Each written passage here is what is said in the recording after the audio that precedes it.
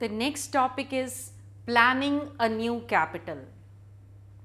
The Britishers after 1857 realized that Delhi had a symbolic importance, and if they wanted to have a deeper impact on the minds of the people, if they wanted to show that they are the true administrators, the true rulers of India, they needed to have more hold over Delhi.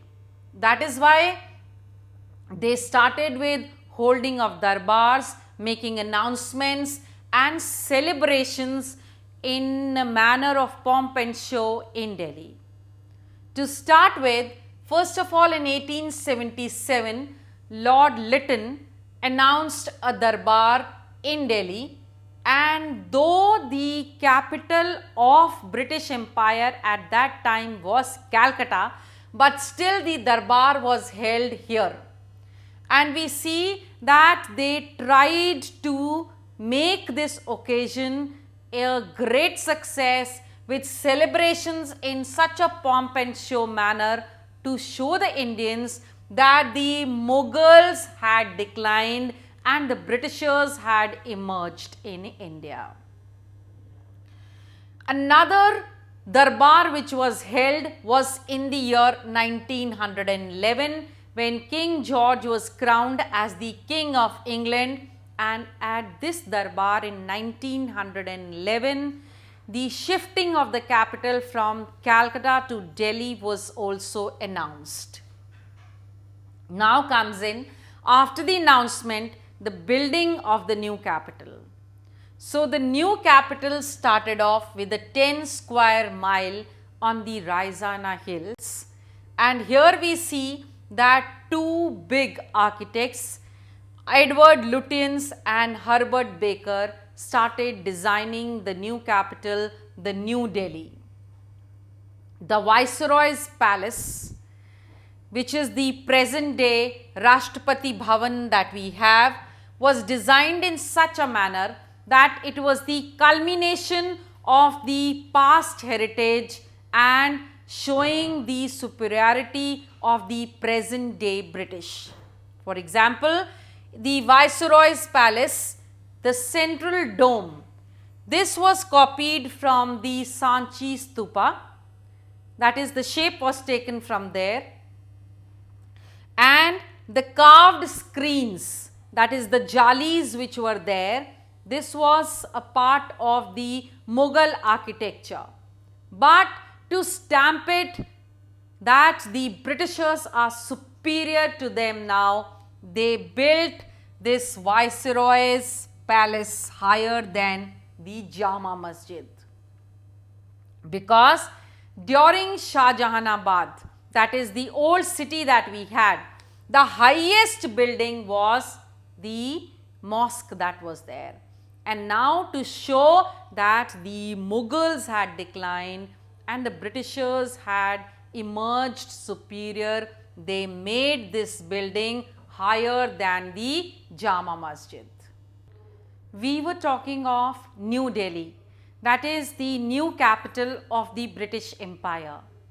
It took nearly 20 years to build this new empire, and every effort was made to see that the new city looked absolutely different from the old city Shah Jahanabad.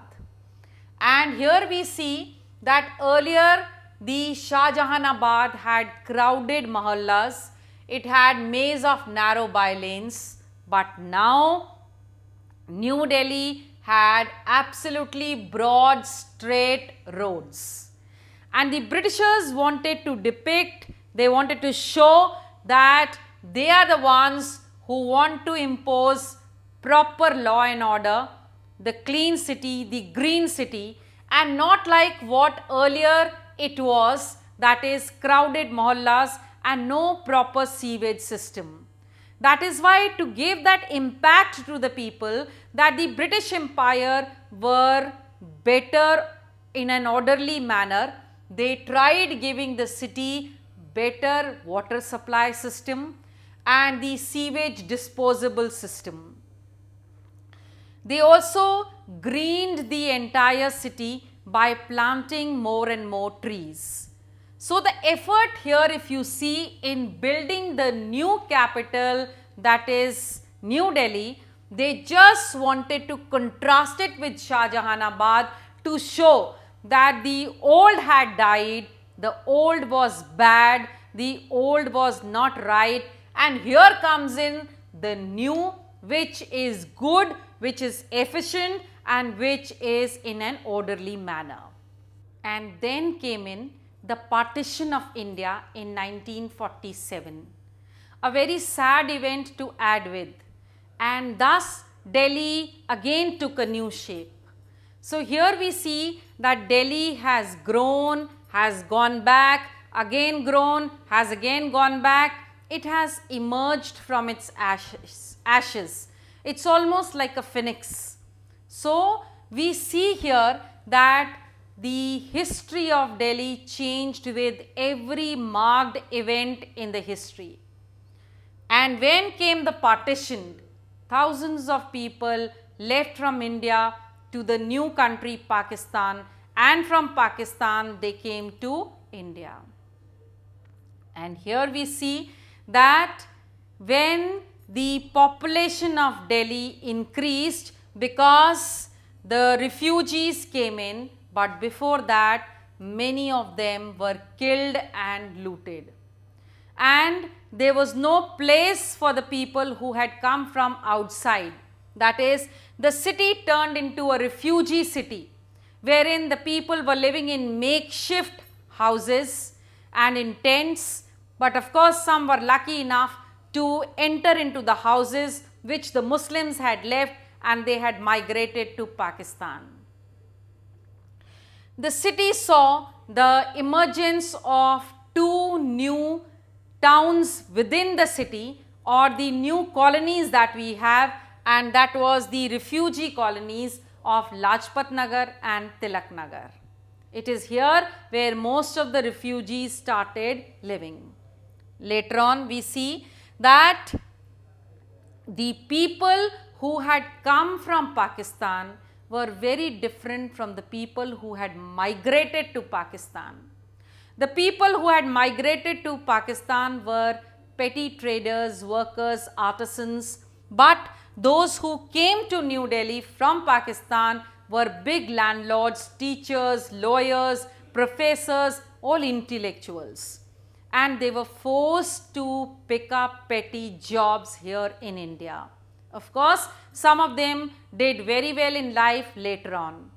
But we see that the country experienced a new intellectual and cultural awakening.